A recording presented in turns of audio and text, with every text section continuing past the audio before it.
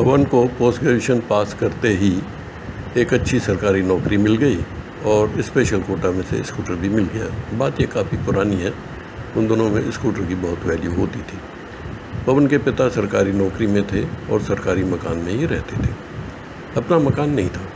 Middle class होने के कारण पवन के पास कपड़े कम थे, बहुत तरीके से पहनता था।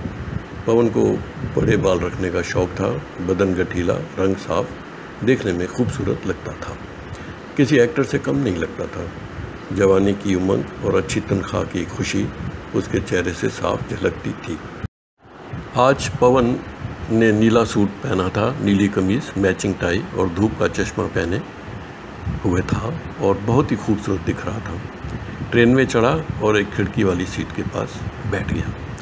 उसने देखा कि सामने वाली सीट पर एक नौजवान खूबसूरत लड़की बैठी हुई थी। रंग साफ, आंखें बड़ी, आंखों के नीचे काजल की काली लाइन, होंठों पर हल्की गुलाबी रंग की लिपस्टिक, माथे पर बिंदी, कानों में खूबसूरत हीरे के टॉप्स। सर्दी का मौसम था। लड़की ने काले रंग का कोट पहना हुआ था और ऊपर से एक पश्मीना शाल ली हुई थी। खूबसूरती उसके देखते ही बनती थी। पवन बहुत ही बातूनी था और उसको औरों से बातें करना बहुत अच्छा लगता था और लड़कियों के साथ तो ख़ास। उधर कोमल भी कम नहीं थी। ट्रेन चलते ही पवन बोला, आपकी शॉल बहुत खूबसूरत है और परफ्यूम की खुशबू तो बहुत अच्छी है। कोमल बोली, शुक्रिया। दरअसल बात यह है कि यह परफ्यूम मुझे बहुत पसंद है और हाँ, यह इम्पोर्टेड भी है। पवन बोला, अच्छा, इम्पोर्टेड है, कहाँ की है? मेरी मौसी मुझे मंगवा के देती है, पेरिस से। पवन बोला, पेरिस से? तभी तो। कोमल बोली, और हाँ, मैं हमेशा यही परफ्यूम लगाती हूँ, यह मुझे फ्री में मिलती है ना? पवन बोला, हाँ हाँ, क्यों नहीं, अच्छी खुशबू और फ्री में भी। पवन ने बात को आगे बढ़ाते हुए कहा, आप कहाँ तक जाएंगी? मैं तो कसौली तक जाऊँगा, वहाँ से शिमला जाऊँगा। कोमल बोली, मैं चंडीगढ़ उतरूँगी। हाँ, वो क्या है ना, मेरी मौसी का बेटा, मेरा कज़न, मुझे बहुत प्यार करता है। पवन बोला, लकी हो, आजकल प्यार करने वाले मिलते कहाँ हैं? देखो ना, मुझे तो प्यार करने वाला आज तक कोई मिला ही नहीं है। कोमल बोली, बातें बना रहे हो, इतने खूबसूरत हो, बातें भी अच्छी करते हो, दिल के भी अच्छे लगते हो, कोई ना कोई तो आपको पसंद करती ही होगी। पवन बोला, हाँ, हो सकता है कोई पसंद करती हो, तो किसी ने आज तक बताया नहीं। कोमल बोली, क्या इरादा है, मैं कैसी लग रही हूँ? पवन चौंका, चेहरे पर हल्की सी लाली आ गई। पवन बोला, आप कैसी बातें कर रही हैं? पहली ही मुलाकात में मैं तो आपका नाम तक नहीं जानता। कोमल बोली, हाँ, तो जान लो, मैं कोमल। पवन बोला, कोमल कितना अच्छा नाम है, सच में आपका नाम आपके माँ बाप ने सोच समझ कर रखा है। जैसा नाम वैसे ही चेहरे पर कोमलता। कोमल पे चेहरे पे हल्की सी मुस्कुराहट आ गई।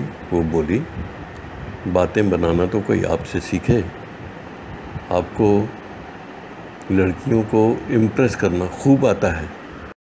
पवन बोला, आप भी तो बातों में कुछ कम नहीं हो। दोनों हंस दिए और दोनों के मुंह से निकला, आज मिल बैठे हैं दीवाने दो। पवन बोला, आपको कसौली तक जाना है? कोमल बोली, नहीं, मैं तो चंडीगढ़ उतरूँगी। मेरा कज़न, मेरा मौसेरा भाई राकेश मुझे लेने आएगा। पवन ने बोला, मैं तो कसौली तक जाऊंगा, वहाँ से शिमला। मैं शिमले में रहता हूँ। शिमले का नाम सुनते ही कोमल के चेहरे पर चमक आ गई। कोमल बोली, मेरा भी बहुत मन करता है शिमले जाने का। सुना है शिमला बहुत खूबसूरत है और इन दिनों में तो और ही खूबसूरत लगता होगा। पवन बोला, हाँ, आपने ठीक सुना है, चाहे तो आप मेरे साथ चल सकती हैं। कोमल बोली, बहुत चालू हो। पवन ने बोला, अरे, इतनी खूबसूरत लड़की का साथ कौन नहीं चाहेगा। दोनों ज़ोर से हंस दिए। दोनों बातें करते रहे। वक्त कैसे गुजर गया दोनों को पता ही नहीं लगा और चंडीगढ़ आ गया। ट्रेन रुकने को थी। पवन को वही पुराना दिल का दर्द।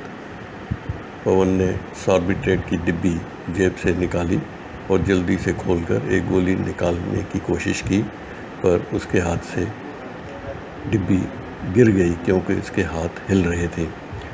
पवन ने बोला, कोमल ज़रा डिब्बी तो उठा दो। कोमल ने कुछ नहीं किया, ना ही कोई जवाब दिया, ना कुछ किया।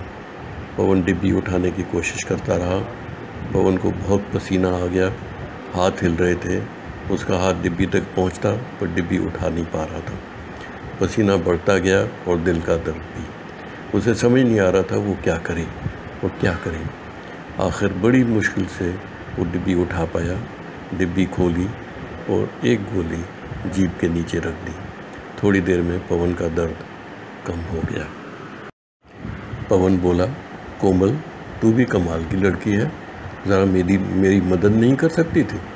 मेरी जान निकल रही थी और तू बुत बनी बैठी रही। हम इतनी देर से बातें करते करते इतना अच्छा वक्त बिताया हमने। तुझे मेरे ऊपर इतना भी तरस नहीं आया? तेरे अंदर तो इंसानियत नाम की कोई चीज़ ही नहीं है। राकेश तुझे प्यार कैसे कर सकता है? तू तो प्यार के लायक ही नहीं है। मैं अगर डिब्बी नहीं उठा पाता तो मेरी लाश तुम्हारे सामने होती और तू ही मेरी मौत की जिम्मेवार होती। पवन बोलता जा रहा था। कोमल की आंखों के आंसू बह रहे थे। पवन बहुत गुस्से में कुछ कुछ कहता रहा। जब कोमल की बर्दाश्त के बाहर हो गया तो कोमल झटके से उठी। उठते ही उसकी शॉल नीचे गिरी। पवन ने देखा कोमल के कोट की दोनों बाहें खाली लटक रही थी और कोमल रोती जा रही थी।